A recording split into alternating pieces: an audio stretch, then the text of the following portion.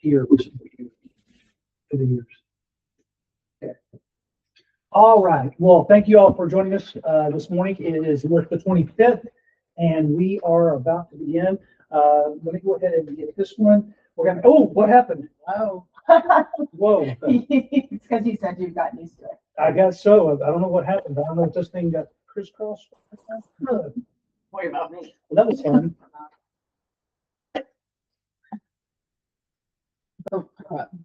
Okay. So our core value today, this would help if I showed everybody what I'm looking at on my screen.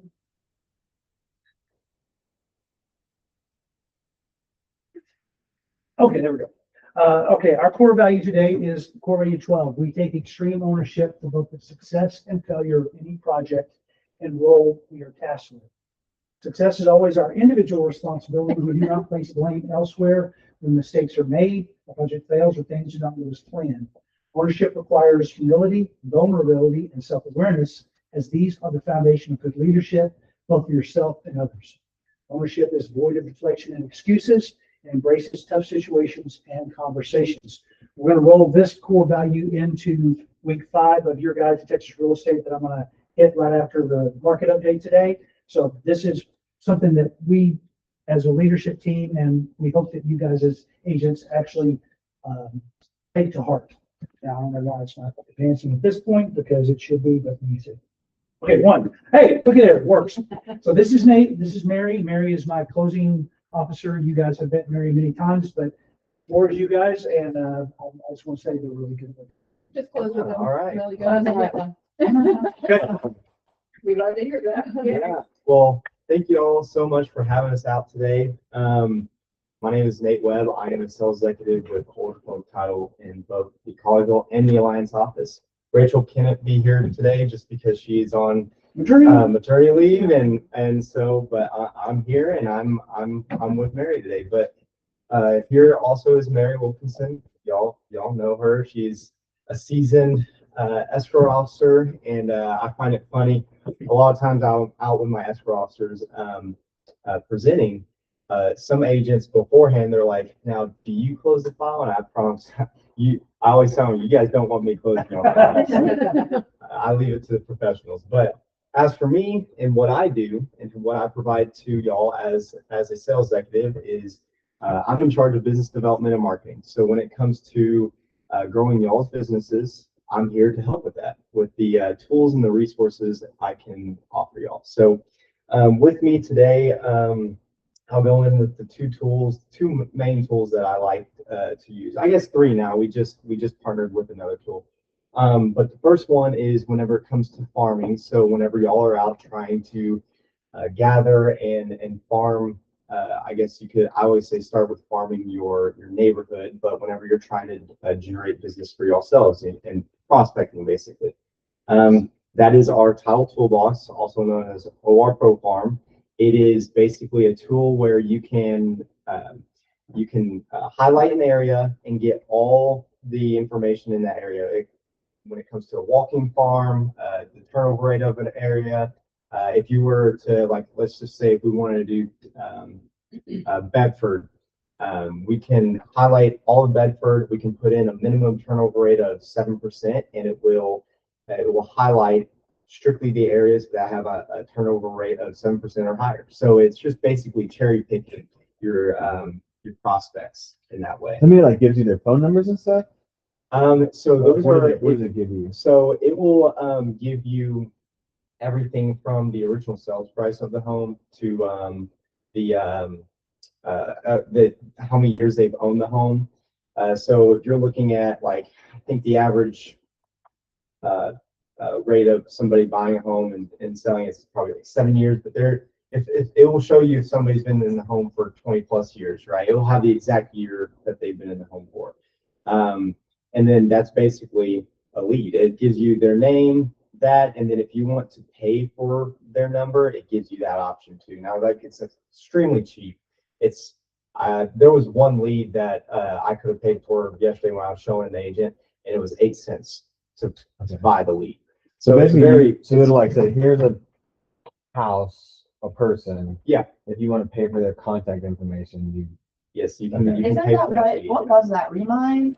Remind us. Used to do it. It's very similar, yes, Okay. it's very similar, and it's pretty user friendly. I mean, it's all of the United States, so it's a huge database. And what I say is just you got to be patient sometimes if you're generating a huge report. But what I like to do, and what I think is the most efficient for that, is if you were to start with your neighborhood, and if you have a listing, you can farm that neighborhood. You can put a boundary around the neighborhood and pull up all the names in that neighborhood and start your walking from there. That's Tell Toolbox. I also have Altos Market Reports, basically just a market report in a specific area. It updates every week. I like to say it's the Bloomberg of real estate. I was a finance major, so I had to learn Bloomberg. So that was that.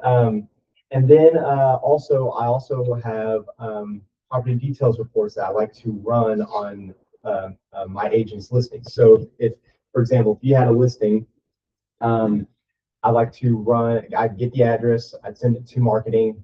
They'll run a property details report. It has all the property details within that listing. And then also the schools in the area, basically the original deed of trust, and then it has a bunch of marketing already implanted in that little flyer. It's a little QR code. Anybody that's coming in to visit the home, say you have an open house, they can scan that, and it has everything in there that you would potentially want for marketing the home. So I have that, and then also resources. So when it comes to my end, I'm always trying to keep everything up to date. These are premium rates, and I know Mary was going to go into a little bit of this, but these were effective March 1st, and my job is to keep everything updated when it comes to flyers and resources. So on our website, if you want to get any resource, I mean, it has everything on there from post closing tips for buyers and sellers to title rates. I mean, it has city guides. Any place you're doing business in, it has all that information for you. You can go online and download those PDFs so that they're available for you. And if you want to ever swing by the office, I can also help y'all out too and give y'all some physical copies. So, but I was going to pass these out. Here, I'll pass them down there, pass them around. I would like a few more of those. Yeah. I need multiple. I need multiple. Yes. Thank you very much. But yeah, I'll now give it to you. All right. So yeah, I just wanted to touch base. There's been a lot of changes recently that affect the title and escrow side, effective March 1st. So of course, the premium rates is one of them. It's not an increase, it's a decrease of 6% in title insurance How much? rates. 6% decrease. So give me the new formula. Wow. Well, Just plug it into your app. Is that Yeah, what I- right. oh, yeah. Chat. Yeah, the formula, da-da-da-da. Yes, oh, yeah. Yeah, it's at the bottom. At the bottom, the formula is, So sales price less. okay, I see it. Okay, Yeah, policy it's range. on So the range does matter. Yes, it does. And so, here's the rates for just your regular, like 275, or something like that, rounded numbers. That's to calculate it for anything that's not a rounded number. You can do that rate Perfect. calculation. So it is a 6% decrease. Wow. Interesting. That is interesting. Why?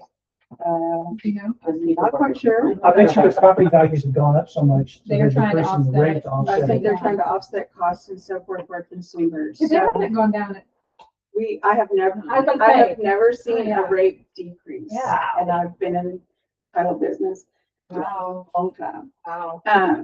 So this is important information for your clients, as well. And when you're trying to figure out net sheets and whatnot, it's less. So, also one thing I want to touch on real quick that also went into effect March 1st was FinCEN. And so I don't know if y'all heard about that, but it is currently on hold. There have been lawsuits filed, and so everything's currently on hold. That doesn't mean it won't come back, so just kind of keep that in mind if you do have clients who cash purchasers with an LLC or entity or trust, not just in individual names, but it also affects those that we're taking title as cash with a trust. So if at this moment, it's on hold. We, as a title company, are not collecting information. If things change, if there's a court ruling, and you're in the middle of a transaction and your client or one of the clients or one of the parties would be subject to that, then we would at that point have to go back and get the information. But for right now, it's on hold, and we will wait to hear from regarding the case outcomes and so forth to see where we're going from here. Other title companies may not have the same guidelines. Our guideline is that at this time we are not collecting or reporting any information until we hear back. So, any questions on that? I guess It's kind of, we don't, like, as agents, we're like, so should we tell our title company that we think that they need to look at it when we get there? If it comes back in the meeting, should well, I we say mean, something? we would see on the contract, if the buyer was an entity, cash purchase, So the title company should be asking the agent as well. just as if it was still in effect, we would see the contract and we would know whether or not it would be subject to FinCEN. So we Because get you still need the LLC documents and stuff We like still that. need all Like, the you know, LLC Nothing documents really and changed everything. except for, but the actual reporting. So when we do collect the information, we have a third-party provider that we would, that would reach out to the customers to collect the information in a secure format. And then they would be the ones reporting it after the transaction closes. Yeah. So if it were to come back into effect, then we would, utilize the same system. So, Patty has a question too. oh, yeah. Patty, go ahead.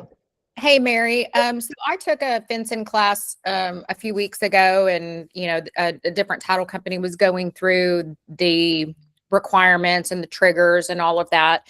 And one question that I asked that they couldn't answer, and maybe you can, maybe you can't, is if it's triggered and the FinCEN paperwork is sent out and the parties don't complete it, they were saying that they could not close the transaction. They would not, they'd have to delay closing. And my question was, if it's a requirement, and they were extremely helpful in telling us that, like, all of us needed to encourage our clients to complete this information, but it's also very difficult to get them to complete this information. If it could not close, or they would not fill out the FinCEN paperwork, would that put one of the parties in default of the contract for not completing paperwork that you need, or FinCEN that, or not you need, but FinCEN is requiring? I don't really know the answer to that question, Patty, just because that could be a JC type question as far as default or performance. We would still have the same stance. We would have to have the information prior to closing. In other words, it would have to be complete in our third-party portal. Yes. All the information would have to be complete, and we would have to have like a green light on that before we could close. So I can check with JC on that and get you an answer to find out for sure, would that cause a default on either party? Again, right now, we're not concerned with that because everything's on hold, but that would be something to know in the future if it does come back. I would think that would be performance. Because it's, Yeah, let's ask JC. Yeah. Let's ask JC and see what he says. Okay. Yeah, I'll check. yeah. And send it to me, and I'll put it in the follow-up.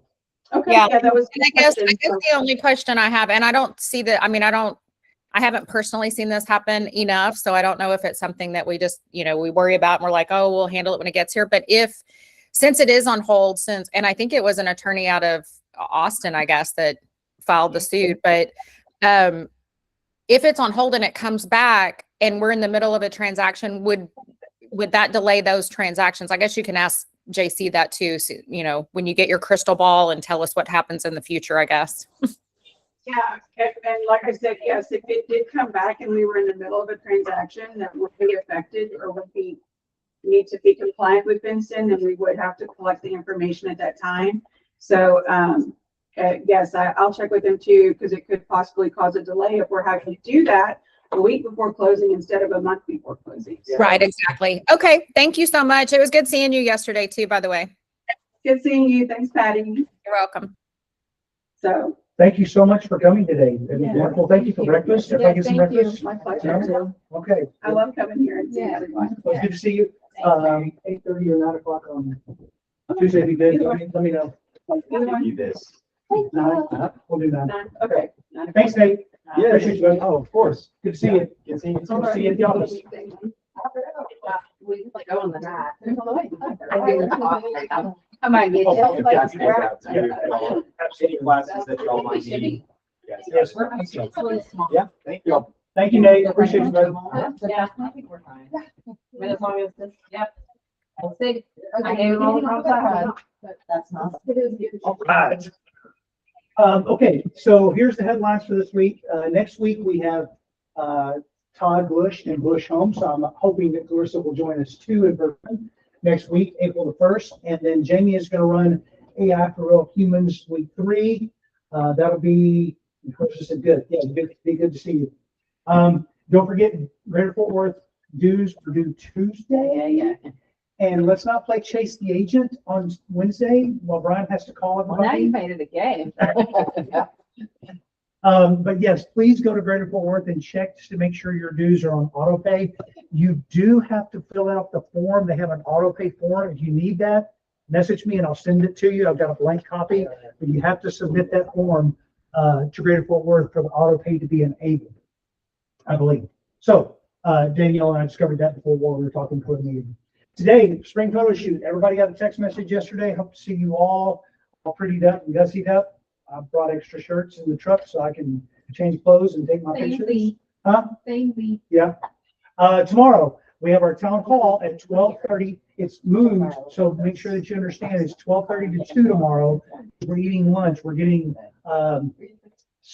Pizza, right? yeah, it's pizza, but it's Serious Pizza is the name of it. And we're gonna have wine and Serious Pizza at 12:30 to 2 tomorrow at Saddle Rock Wine and Beer Company, which is on Samuels. If you've never been on Samuels Avenue, that's one of the original streets of Fort Worth. There's a lot of history on that street. Pretty cool. I'm a history guy.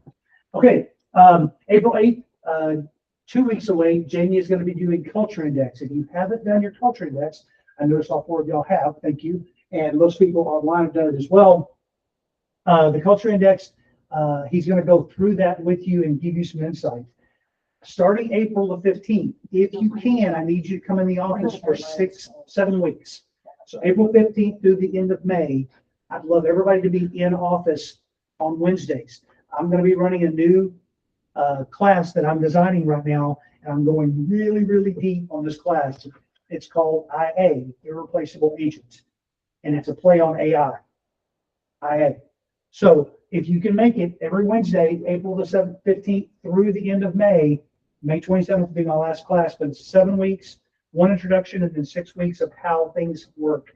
And we're also going to be doing a personal meeting with each agent, me and each agent, so that I can give you some of the information that I'm developing.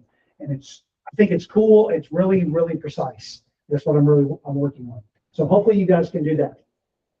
All right. Don't forget, you've got till May the 14th to give Gil Vincent and Company or Onewell or whoever you want, but protesting the tax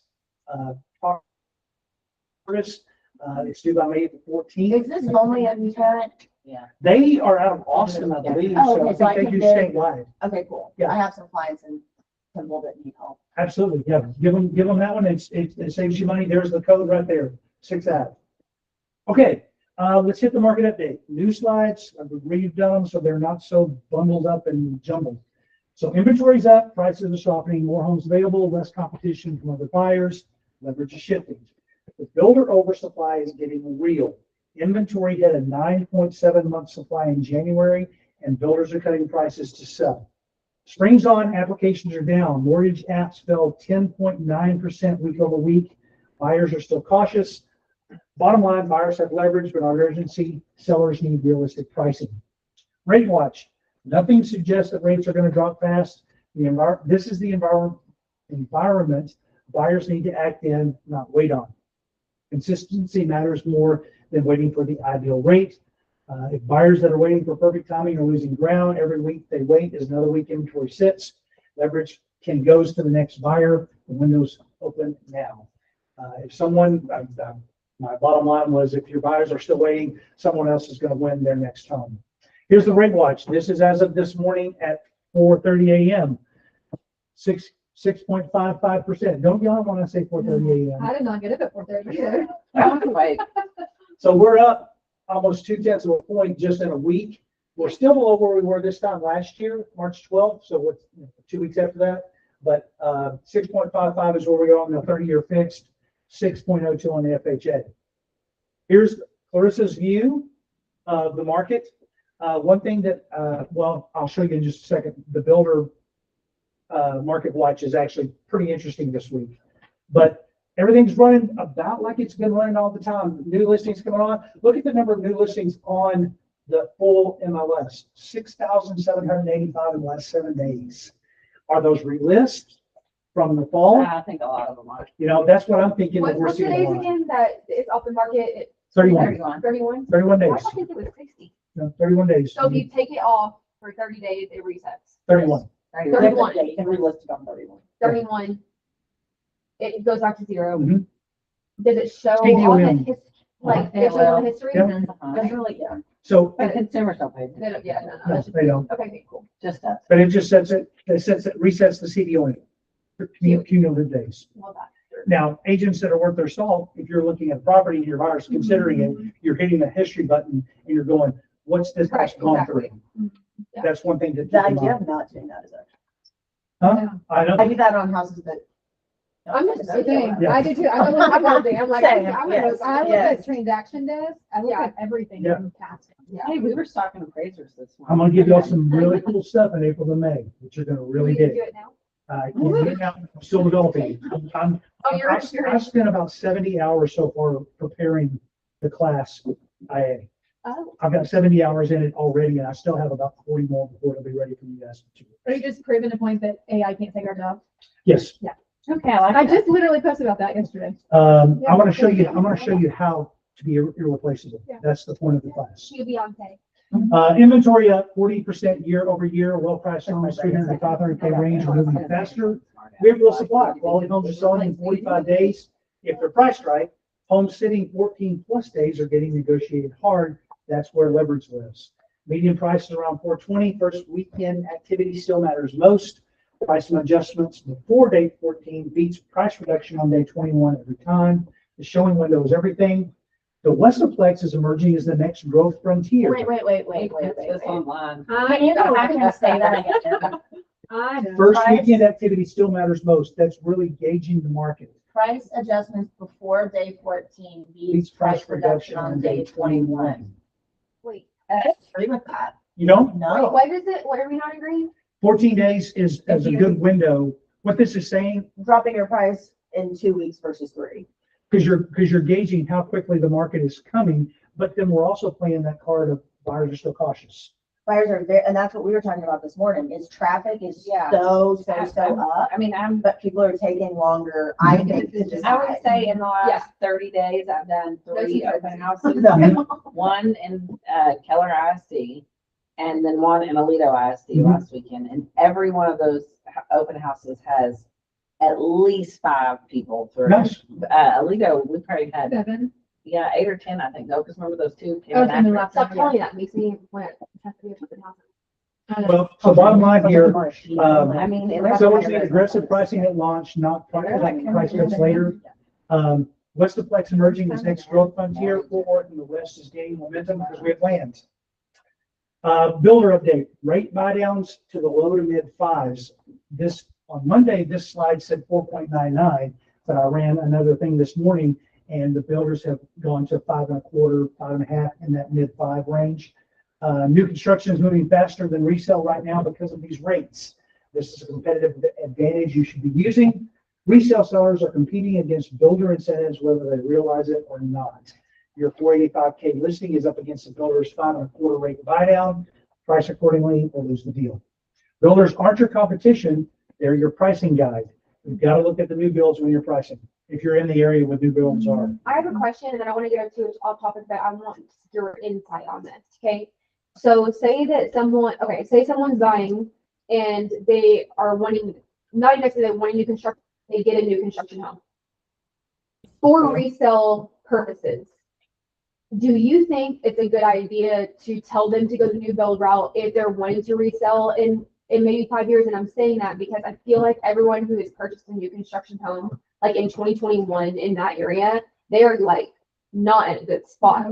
No. And so I'm almost like, I want to guide them and like be able to tell them like, hey, if you do this, just know that like if you're planning to sell, you're not going to be as maybe as in a good position as you were if you were to get like a house that's already in an established neighborhood. But it's almost like I don't have enough data to like, prove that. But it's like none of my people that bought in 2021 can sell. It's also different. It's also a different market now than it was in 2021. Yeah. Because in Yes. my experience, and I've sold new homes before I got my license, historically, builders do periodic price increases to build in equity. The problem was in 2021, the prices were so high, the demand was so high that builders were selling houses on a lottery. I don't know if you remember. Yeah. It's insane, like, You know what I it's mean? nuts.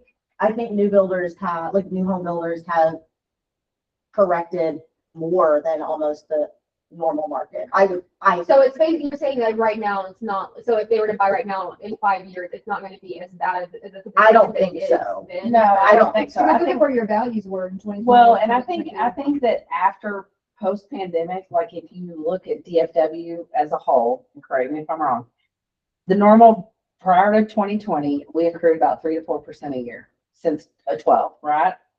So 3 to 4%. So then we made the big jump. We made a 40% jump, and now we've made about a 15% correction. So you That's a take lot that of correction and you divide it by the years. We're Right. still a little high, I think.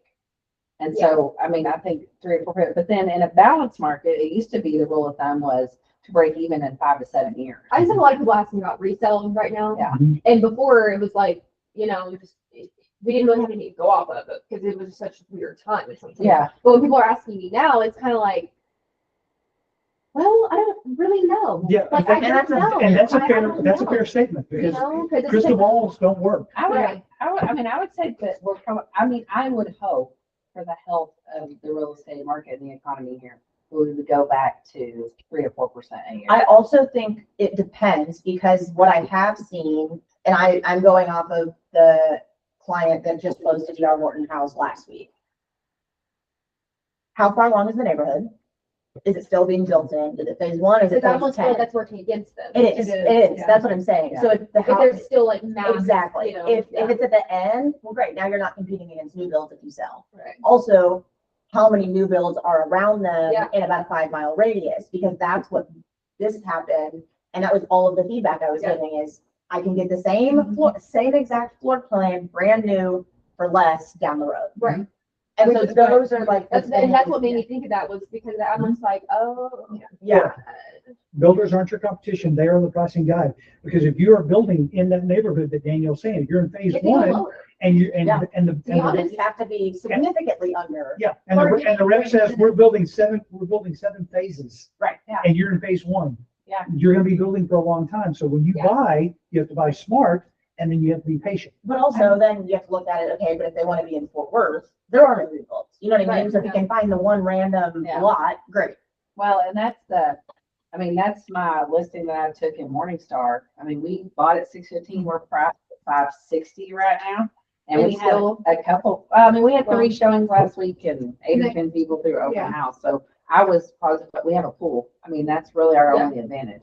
That's a good one.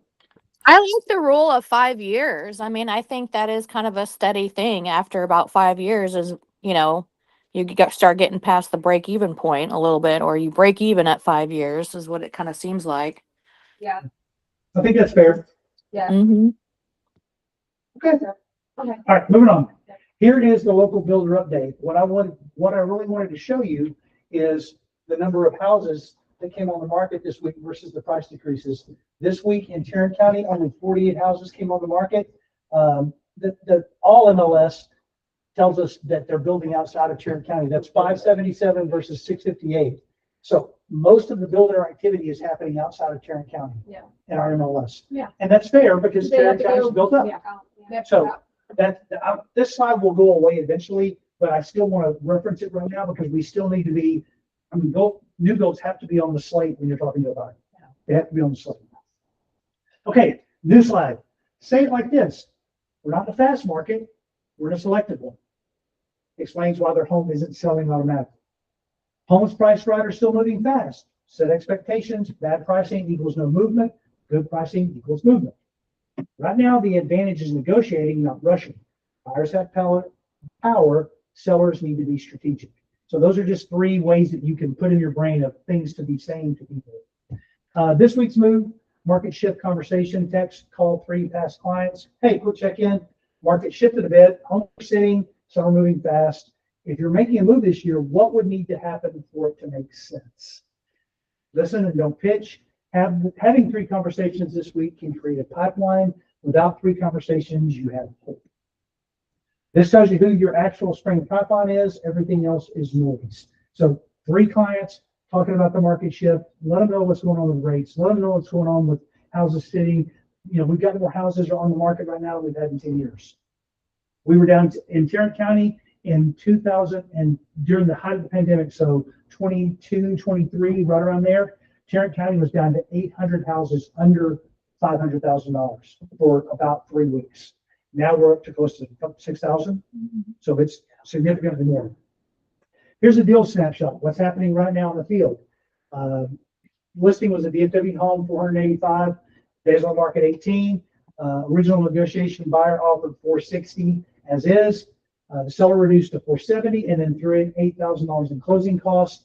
The deal closed in 35 days. Agent takeaway, price resistance slowed the deal, but the terms got it done. What's working right now? Price adjustments before day 14, going back to what you were talking about, Danielle. Homes priced aggressively at listing are selling faster than homes listed high and reduced later. Day 14 is your window to adjust before showing fatigue sets in. That's not always every time the case. It depends on the micro markets like we always talk about. But that's a good rule of thumb to be 14 to 21 days. We got to reduce because we're not seeing enough showings. I love your thing of, hey, if we don't get 10 showings in 10 days in this market, not this market right now, but the market we were in 2 years ago. Yeah. If we don't get 10 showings in 10 days, then we know we have to reduce the price. Right What would now, you say it is now? I'm sorry, What would you say it is now? I'd say the first 14 to 21. if you can get 3 showings in that 21 days in Well, some markets. What? Holy shit. Yeah. I don't know. Well, just my- 3? My Depending on where it Keller, is. my Keller listing had 18 showings Okay, at about 20 days on market. We still got $499 with 7,500 concessions. that's not bad. That's a good deal. Okay. Builder rate, buy agents connecting buyers to builders. That $499, I didn't change that. I apologize. It's about 5.25. Buy downs are converting hesitant buyers faster than traditional finance talk. Lead with the rate, not the home. Reconnecting past clients. Spring is when past buyers think about upgrades or rentals. 3 to 5 minute check-in calls for converting to listing and referrals. If you want more deals this spring, don't wait for motivation. Build conversations. 5 calls turns into 1 opportunity. 1 opportunity turns into a deal. And this is going back to winning on terms, not price. Negotiation matters more than ever. Agents winning aren't the ones with the best listing. They're the ones that know how to structure the deal. This is a market where preparation beats waiting. Real estate price beats hope. Okay, I'm going to stop this presentation and I'm going to move over. Hello, Caleb.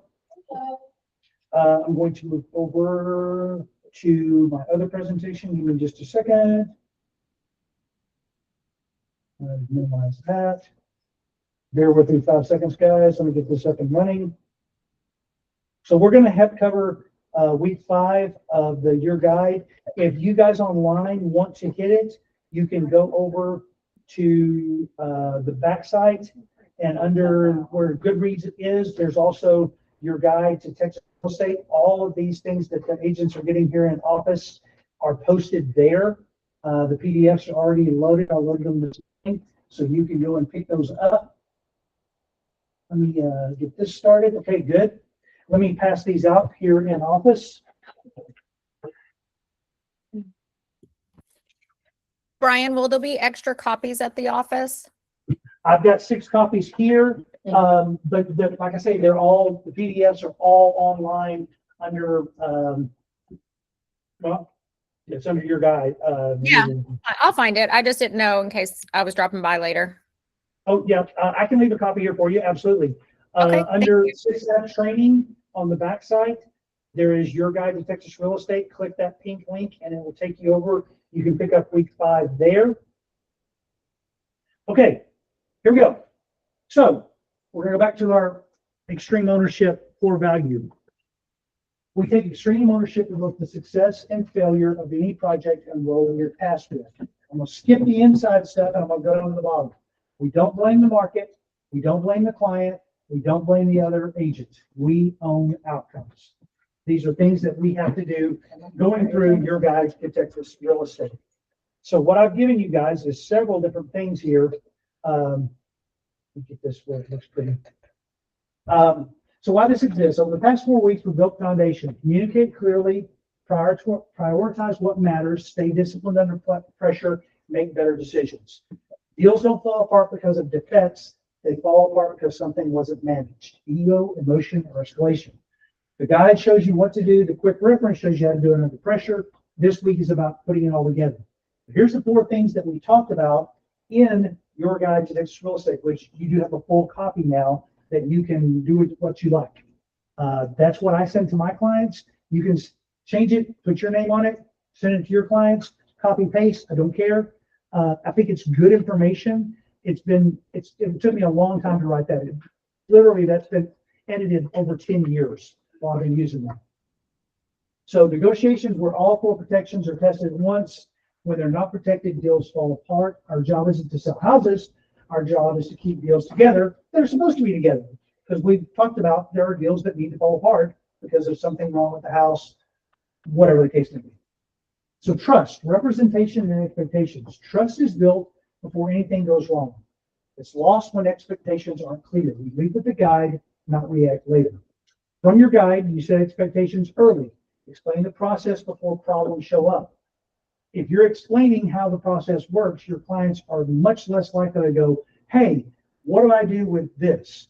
Because they already know what they do with this. If you can get them to read this, or even a quick reference, because we all have those clients that just like to skim through documents, and that's completely fine. The quick reference hits the high points. So that is included as well. Confidence comes from clarity. Confusion creates emotion. Strong trust equals clients stay steady. Weak trust, everything feels like a problem. To the top, when trust breaks, your client stops believing you can protect them. So here's time, contract discipline. Deals don't fall apart because of time.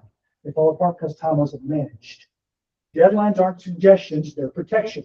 From your guide, know your timelines. Stay ahead of deadlines, don't react to them. A quick reference, deadlines are risk management. Missed time frame equals lost leverage. When time breaks, your clients feels like they're always reacting instead of preparing in advance. Emotion isn't something to react to, it's something to manage. Don't address how they feel, you lose the ability to guide. From your guide, set expectations before emotion shows up, explain what's normal. When emotion isn't handled, logic doesn't matter anymore. That's what happened to me 3 weeks ago when my buyer texted me the night before we're doing a builder walk, and he's like, I'm really mad that all the stuff on that walkthrough we did today, because that's when she showed the family the house, all the stuff's not done, and they told me it was done. I should have managed his emotion that night. I didn't do it. I said, let's just see what the builder says tomorrow. And then that's when the fight happened. And I had to break them up. I had to put the buyer in the garage and then go calm the builder down too. What should you have said? What I should have done is I should have called him and said, hey man, look, we haven't heard from the builder yet. So we don't know exactly, all we've heard is from the sales rep, and the sales rep is not the builder. Right. He doesn't have anything to do, all he's hearing is what the builder is telling him, and he may have misinterpreted that. So let's not get all the huss and fuss and all that stuff tonight. There's no reason to. Let's see what they've got tomorrow. We're going to be able to give them at least walk through and look at what they've gotten done, and then we can set expectations for what will be done by the time we close next Tuesday. That's what I should have done. But what I said was, let's just wait and see what the builder says tomorrow. I didn't manage his emotion. This is really big, managing the client's emotion. And I learned the lesson myself. So I'm glad that I went through it in a nutshell. Because I got hot all over. I got red. I was standing there with my hands in my pockets going, holy crap, what do I do now? Is that the first time in your 20-something years to? Yes. But let me ask you a question. Just but it was like managing emotions last week, like, cause y'all saw it on Slack. When an agent comes back and says they want $10,000 option money, like, how do you manage that? Cause I just wanna look at the agent and go, you have lost your damn mind. Right. Well- And so I mean, honestly, I'm gonna be honest, well, one of the girlfriend's entitled, so she was like, excuse me? Yes. But I mean, how do you when agents act so ostentatiously, Mhm. you're like, I mean, you know that $10,000 in option money was agent driven. Sure. And so when you're over here and you're like, well, why do we take $150 on my house and they want 10,000? Well, and that's when you say, okay, whatever. No, next. Yeah. Yeah, I mean, you just tell them, I mean, I tell my clients straight Yeah, up, like, these this is people not are what crazy. standard is, like industry standard, because for that, there is an industry standard. And to be quite frank, they're trying to hold it, like they're trying to That's my railroad you. inspiration. Alaska's very good to another agent. I mean, I did laugh at her. Yeah.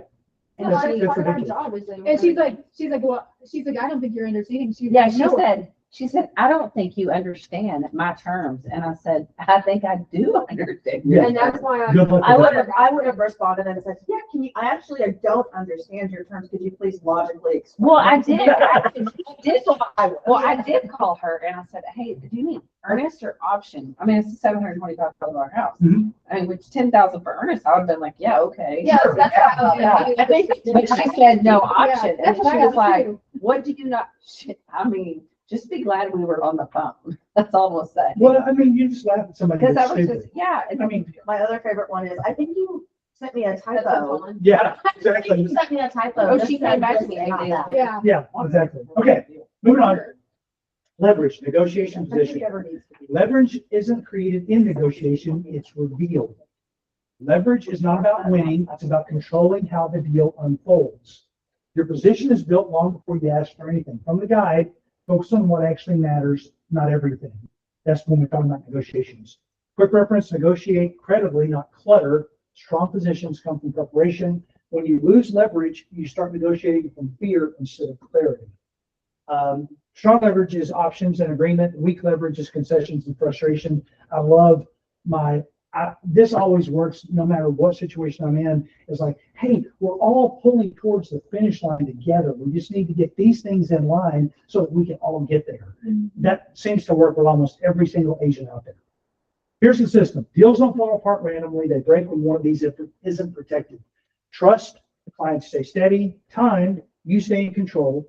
Emotion, decisions stay clear. Leverage, outcomes stay strong. When one breaks, everything feels harder. When all four are protected, deals move forward. Remember, this isn't 4 ideas, it's just one system. Here is the system. In that packet that you guys got and online on the backside, how this guide protects you. This is a cover sheet that goes in front of the guide, because what I tell people to do is read this, why this protects you, and then read the guide, because these are the things that we're protecting. I manage 4 things to protect you: trust, time, emotion, and leverage. You're not just hiring an agent, you're getting a system. This is how you help explain your value. These are the things that I protect. Here's a real scenario. A buyer walkthrough turned into confrontation. What we talked about a while ago. The expectations weren't clear. Frustration built overnight. The conversation escalated in person. What broke? Trust. Expectations weren't aligned. That's on me because I didn't set the expectations from the builder or from the buyer. I should have told the builder, we have a very exacting client here. You need to be precise with everything that you say and when you say it. Exacting. Like, Engineer. he pulled out a laser level on a tripod and brought it in to make sure the mantle was level. I know, I've never heard somebody use that word in a sentence. Exacting. Exacting. I'm a very exacting client. Pilots are exacting, I mean, I Engineers. understand. attorneys, Engineer. engineers. Yeah. My Precise. husband would be an exactor. Sorry, Victoria? I said my husband would be one of those clients. Time, reaction instead of preparation. Emotion, frustration wasn't managed early on me. Leverage, conversation turned confrontational. When he turned to the builder and said, The inspector said that the filters were really, really dirty and they needed to be changed. And the builder said, yeah, we're gonna change those. And he said, well, are you gonna get the ducts cleaned? And the guy said, well, no. The builder said, no, we're not gonna clean the ducts. And the buyer said, well, can you show me where the AC guy came back? Show me a receipt of when the AC got back, the builder's 1099, came back and changed the filters. And the builder said, no, he doesn't give me a receipt. He sends me a text message. And the buyer said, you don't have any kind of receipt. And the builder said, do you want to see my freaking phone? Oh, gosh. That's what happened. Because I didn't manage things properly. I didn't tell That's when they each person. got spicy. And from that point on, that entire meeting went bad until I broke them up. So it's all in how people respond. It's about the emotion. This wasn't a bad deal. It was a management failure on me. The client came thinking this was a progress review. Agent didn't prepare them. Instead of progress, they saw problems because I didn't do my job. And this is, guys, I've done this a couple of times. I'm not saying I'm perfect. I'm not saying I'm great. I'm saying that I made an actual physical mistake with this client. And now I've got to answer every single text message of every bug in his house he's sending me a picture of that I have to AI and tell him what it is. Sorry, it's not funny. You ever heard of a reed beetle? Yeah, I have. Okay. What should have been didn't require a different outcome. It required better management. I should have set expectations early. Not a blue tape walk, a progress review. Time, get ahead of the meeting. Call the builder first, know the purpose, and prepare the client. Manage before it shows up. Address frustration early. Don't carry it into the room. Should have done that the night before. Controlling the conversation. I should have asked clearly, stay focused, and set the tone. If I'd have done that, the client would have walked in with clear expectations, stayed focused, left knowing what's next, no stress, no confusion, just clarity. Same deal, different management, different experience. Identity, this is your role. You're not helping a deal happen. You're managing what keeps it together. You are not a door opener, a messenger, or a paper pusher. You are the manager of the four things: trust, time, emotion, and leverage. Every conversation, every showing, every negotiation, every moment matters. You're either strengthening the deal or weakening. Great agents don't react to deals, they manage them. And I learned something very valuable out of this thing. So every morning, pros ask themselves, are expectations clear? Have I explained what's normal? Am I ahead or am I reacting? Do I know what's coming next? What are they feeling? Have I addressed it or ignored it? Leverage, am I controlling the conversation or is the situation controlling me? If you're unsure in one of these, that's where the deal breaks. This is not extra work, this is the work. And I think this is on every single transaction that we manage. We have to, and even though we do these things, we don't ever lay them out like that, where we say it's all based on these four elements. So this only works, the guide only works if you use it. Don't memorize it, use it. Don't explain it, walk clients through it, and don't react, lead with it. This is part of what separates you as an excellent agent. What to do next? Everything you do should happen through the lens of the full protections. Your client guide becomes your leadership tool. Use it to set expectations early. Here's how this process works. Define private numbers first in negotiations before anything is shared publicly. Every conversation is an opportunity to strengthen one of the protections. Focus on what actually matters. Don't just understand this. Use it. Please take it. Make it your own. Give it to your clients. I think that it'll help set the expectations of what this looks like. Over the past few months, we built two systems. Your guide to Texas real estate and small steps, big results. A way to lead conversations, set expectations, stay in control of the deal, and have those little bitty tasks on our calendar so we can be better agents, generating, producing, and taking care of the clients that we've generated. Now we're going to put the crowning touch on the system. Irreplaceable agent. How to think, communicate, and operate in a world where average agents get replaced by AI systems and better agents. Monday in the Old Republic class, what was it called? Forecast. That lady asked everybody to raise their hand if they're using AI, and about 80% of the people did it. I don't think anybody's using it correctly. I don't think I'm using it totally correctly yet. I'm That's part of what I'm trying to get you guys to in AI, in irreplaceable agents, is because we're gonna make this where the system keeps all these 3 programs together so that they go in order. Small steps, big results tells you what to put on your calendar, how to do this. Do these things and you will generate activity. Your guide tells you what to do with those clients, how to manage those people, and the protections that are in place for the people that you're generating. IA is going to tell you how to get more of that and do less work automating it. That's the goal. Not everything's going to be automated but what we're going to see is, and I'm going to cover this in the class, is we're going to see a compression over the next 2 to 3 years. We're going to see, like, I'm going to use an attorney as an example as opposed to a real estate agent because we all know what we do. But an attorney has lots of legal people that work underneath him. There's all these people that are checking documents and making sure that every name is correct in the thing. Hey, I can do that in 30 seconds. They don't need that legal person to do that anymore. So an attorney is going to be able to get rid of all that staff except for the very bottom line people. That midsection is going to go away. That's just one industry. We're going to see a lot of that over the next 2 to 3 years because of what's happened in the last 6 weeks. I wonder if that's gonna happen in title. Some of it should. Mortgage as well. Mortgage will happen. And what's going to happen is the real estate agents that learn to use AI and that can use it properly, it will help them. The ones that don't will be out of business. So really, the people who thrive on the system, it'll go back to where it was, human connection. That's precisely what I'm going to be teaching now. The system keeps deals together. AI makes you impossible to replace because the system only works if you're managed. That is your guide to Texas real estate. I hope that it was decent. You got something out of it. May not be the greatest thing you've ever seen, but I hope that you can use that paperwork. Thank you all. Anybody have questions online? Anybody want to talk? Say something, say hi. Okay, Thank you. absolutely. So everybody, I sent everybody that has an appointment, the address for the photo shoot. Emily's going to meet me there at 12:30. So I still got time to get there.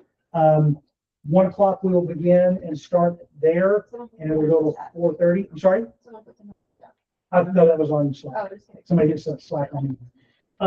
But all of your guide for everybody online, your guide is in the backside. Everything's already loaded. The only thing that's not there are the meeting notes and the video, but I'll put those up later this afternoon when I get it processed. Next week, tomorrow we have town hall at Saddle Rock on Samuels Avenue. I'll put all the links and the map in the brokerage announcements channel this afternoon. And then next week, Jamie does AI for Real Humans. The week after that, he does Culture Index. If you haven't taken your Culture Index, please go do that. I sent everybody the link. It's on Slack. And if you need the link, holler at me. Greater Fort Worth Association dues are due by next Tuesday. And then April the 15th to the 27th of May, please plan on coming into the office on Wednesdays for those 7 meetings. That's it. Bye. Thank you. Everybody else have to look at every word almost on that culture index. I'm like, I don't know what that means. What does that That's mean? what it reminded me of when he said exacting. Yeah. And I was like, I mean, I get it. Like I Right. yeah, but you're like, but what does that really mean? I'm a little confused why you want me to take it again. I thought we already